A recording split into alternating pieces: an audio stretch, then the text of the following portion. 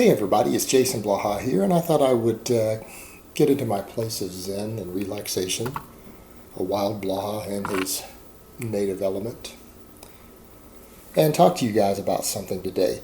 Now, I decided to cover this again because I had someone unfairly accuse me of, they said, hey, you can't say bodybuilders are disgusting, even though most people think they are.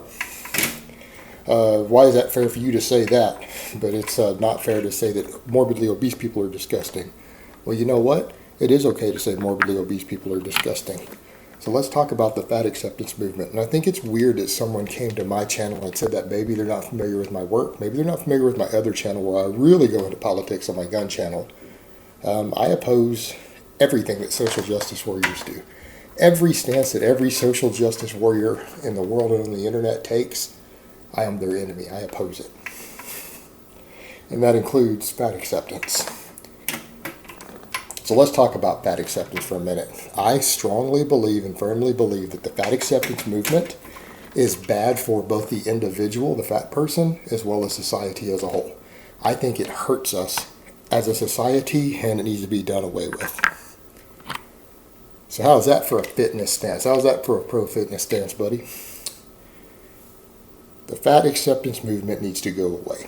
And when I'm talking about fat acceptance, I'm talking about this whole idea of health at any size. This fabricated myth that is medically untrue and rejected by every serious medical professional on earth. And when we're talking about fat, we are talking about morbid obesity, not bodybuilder fat, because we already know every bodybuilder and fan of bodybuilding is fucking delusional and have no clue what the word fat even means for some reason. I'm talking about the morbidly obese, like you see that woman walking down the road who's 250 pounds. She's 5'5" and 250 pounds. You see a guy who's 275 and doesn't lift weights. Okay, that's morbid obesity. I'm not talking about someone who has a little bit of love handle. They have to have a full-blown beer belly, guys. We're talking about obesity. Because it is morbid obesity that we instinctively and genetically find disgusting. Why do we do so? Well, because we have an inherent genetic predisposition to find people who are medically unhealthy to be sexually unappealing. And that includes things such as signs of carrying a disease. Any sign on their body that they have a serious disease, whether it's anything from jaundice to tissue necrosis or whatever it happens to be, and in this case morbid obesity, we genetically recognize as something defective in them, that they're unfit to maybe raise children in some way or to have children raised, so therefore we find them sexually unappealing. It's just within our genetic code to see it that way. You can't change that. And so this idea that you need to accept them as attractive when they're unhealthy, and particularly when it's unhealthy by a choice to some extent, then yeah, that's wrong. You're basically trying to fight against basic human nature and genetics and tell people what they're supposed to find attractive or not. Well, it doesn't work that way. Best of luck to you at that one. You can get people to say it outwardly, but you can't make them feel it. So, that being said, it's a problem. And when I say their own fault, what I mean is, yes, there is a genetic predisposition towards obesity, but it's not the fact that they store fat easier. Genetic predispositions towards obesity are overeating problems, food addiction problems, etc. And meaning if you choose to keep food in your house that you know triggers you to overeat, whether it's ice cream or cake, it's usually something really refined, or cookies or whatever it happens to be, you keep large amounts of it in your house knowing it's going to make you overeat if you eat even a bite of it. It's not the fact that you overate that's the problem. It's the fact that you have it in your house and tried it to begin with and took even one bite when you know that's what it does to you. And you can't use the excuse of your kids because if this is a genetic trait, why would you let your kids eat the same shit that you know you carry a genetic trait that makes you overeat and be fat? You're making your children fat too then because they carry the same gene you do. That's not an excuse. If you have a genetic predisposition towards obesity, refined sugars and sweets need to get the fuck out of your house. You shouldn't even be giving them to your kids. If you do, you're a bad parent. Now, I think that's called child abuse. So, that being said,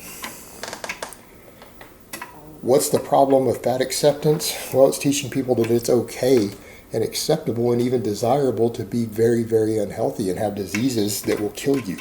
There is no health at every size. Morbid obesity is a disease. It is a diagnosable disease. Whether it's lifestyle induced or not, it's irrelevant. That's like saying alcoholism isn't a disease because it's lifestyle induced. No, it's still a disease. It still kills you. It still has medical measurable markers that we can see with blood work and that a doctor can diagnose. It's a disease. So is obesity.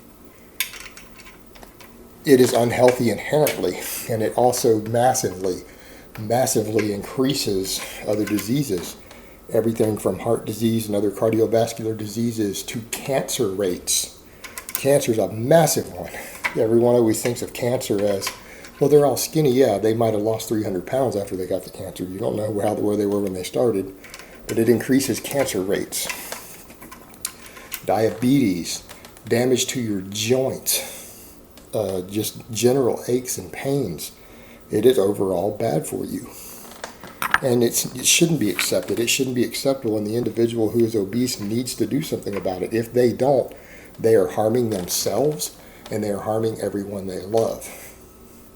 So it isn't acceptable, and it should never be acceptable when people who get up and have YouTube channels and everything promoting fat acceptance and try to claim they're healthy when they're clearly carrying 80 extra pounds of body fat.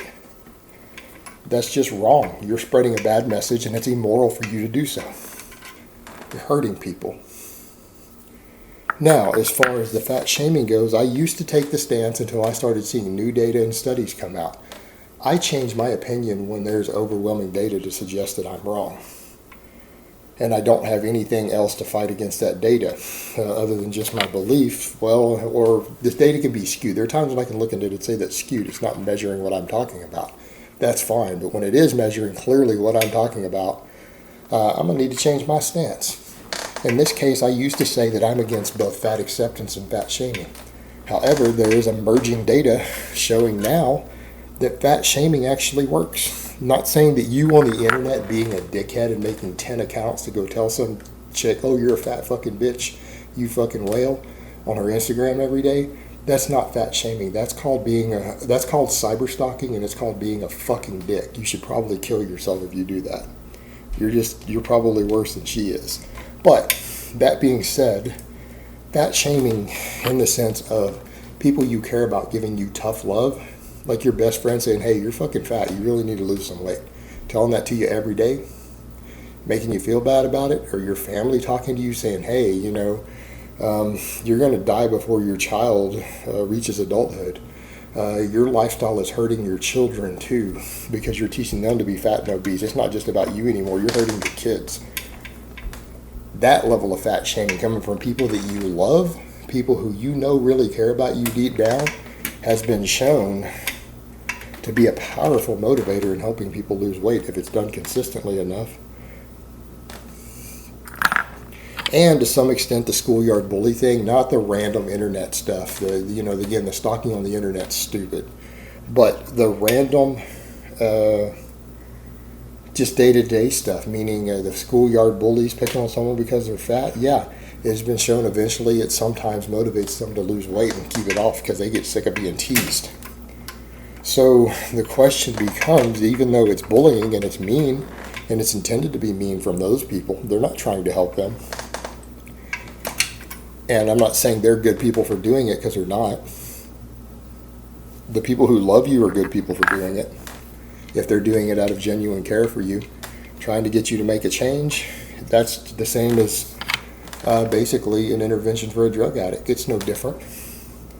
But if it's being done with love, fine, that is a good thing. These people aren't doing it with love, but in the end, it's still sometimes, the bullying still sometimes helps the individual to do better. Particularly when it gets combined with the other approach from people they care about at the same time. When they're catching it from both ends, that can be a powerful tool in helping people lose weight. So, I'm becoming less and less anti-fat shaming. I'm starting to think and come around to the other side that maybe fat shaming could be in the long term our key to helping our obesity epidemic in this society, particularly And only this way, if it's combined with sensible weight loss methods and telling people, hey, this can be done, here's how you do it.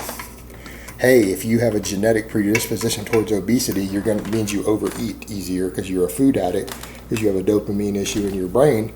You need to not have sweets in your house at all. You need to throw them all the fuck away and not buy them ever again. You can't have even one bite. Just like a heroin addict can't have just one little bit of codeine. Just one little bit. That's exactly how it all starts. They've got to basically go cold turkey off the jump. Otherwise, it won't work. So, that being said, yeah, fat shaming might not be a bad thing.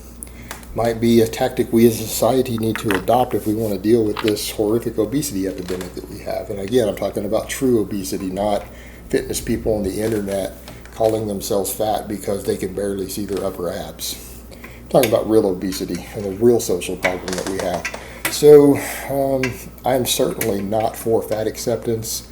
And yes, just because I say that competitive bodybuilders are disgusting doesn't mean that I'm supporting the other end and saying that we shouldn't tell the obese that they're disgusting also, when they clearly are just as disgusting in the eyes of most people as that competitive bodybuilder is. No, let's just be honest. Let's call things like they are. Let's call a duck a duck. Why not? They're both harmful. Competitive bodybuilding is just as harmful as being morbidly obese. They both create people who look physically disgusting to the average person. Yeah, let's just call both out. Let's be fair. I'm all about fairness and balance and just brutal honesty. No problem for me on that one. Let's do it. All right, guys, but that's really all I have to say on that today. I hope it's been informative, and I will talk to you guys next time.